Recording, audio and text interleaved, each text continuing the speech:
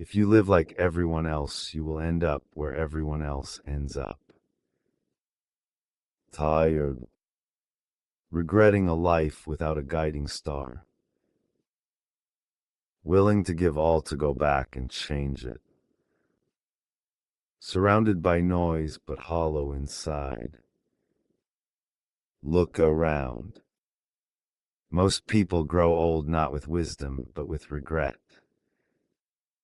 Their bodies heavy, their minds clouded, their souls untouched by purpose. This is the destiny of the crowd. Safe on the surface, wasted underneath. Nietzsche saw how the crowd pulls the individual under, and how hard it is to resist. You will often be lonely and sometimes frightened. But no price is too high to pay for the privilege of owning yourself. And if you already feel alone, then maybe you know something about that struggle. Not everyone chooses solitude. Sometimes it chooses you. You look around and realize you no longer fit. Conversations feel shallow. Crowds feel heavy. The things that make others excited seem empty to you. It is not arrogance. It is not superiority. It is simply dissonance. A sense that what satisfies the many cannot satisfy you. And at first that feels like a curse. You wonder what's wrong with you. Why can't you enjoy the same distractions? Why do you feel apart even in a room full of people? But pause for a moment. If loneliness has found you, maybe it isn't here to break you. Maybe it's here to show you that your path was never going to look like theirs. Solitude hurts because it strips away comfort. There is no one to constantly distract you, no easy applause to reassure you. But solitude also clears the noise. It forces you to face yourself, to see what remains when everything external falls silent. That silence can feel unbearable,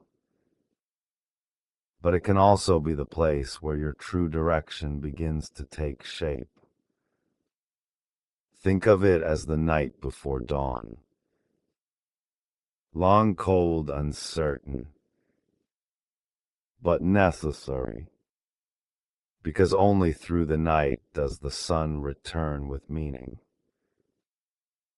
Nietzsche believed that those who break away from the herd do not do so because they wish to, but because they cannot do otherwise. The crowd no longer feeds them. The mask no longer fits. If you feel that same pull, do not treat it as weakness. It may be the seed of your strength. In solitude, you learn things the crowd cannot teach. You learn patience, because there is no one else to fill the silence.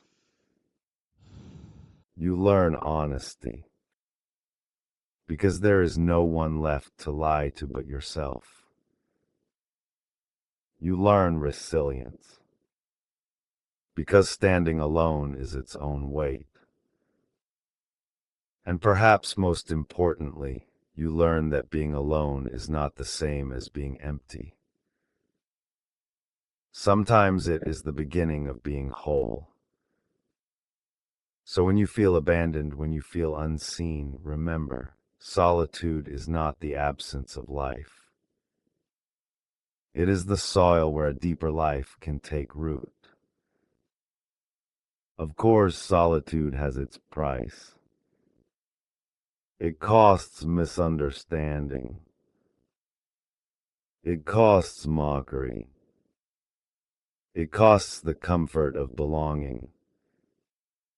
But every soul that ever found a higher purpose paid that price. Not because they wanted to be apart, but because they could not deny the call to be true.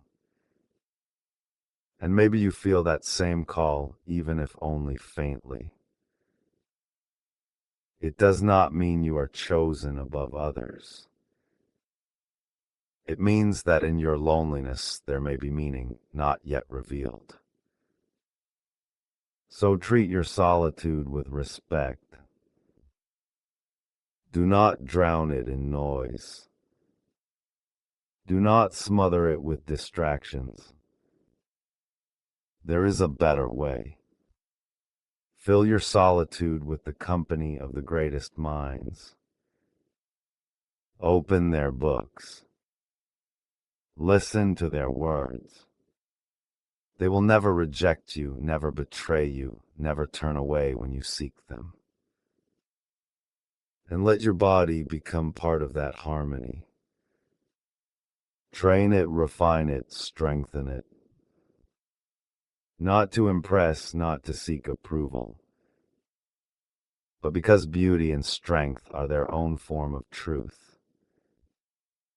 In this way, solitude is no longer empty. It becomes creation. It becomes alignment with the order of the world. Because sometimes the very thing you wish to escape is the thing that will make you whole. So where does this live you? If you feel alone, do not rush to condemn yourself. Do not call it a curse. It may be a trial. It may be the sign that your path was never meant to look like the crowds. And if that is true, then your solitude is not wasted. It is not meaningless. It is the preparation, the sharpening, the necessary distance from the noise. So walk forward even if alone. Not with pride, not with despair, but with the quiet knowledge that solitude itself may be carrying you toward your purpose. It does not need to flatter you. It does not need to promise you greatness. But if you accept it, if you live it fully, you may one day discover what the crowd never will. The strength of owning yourself.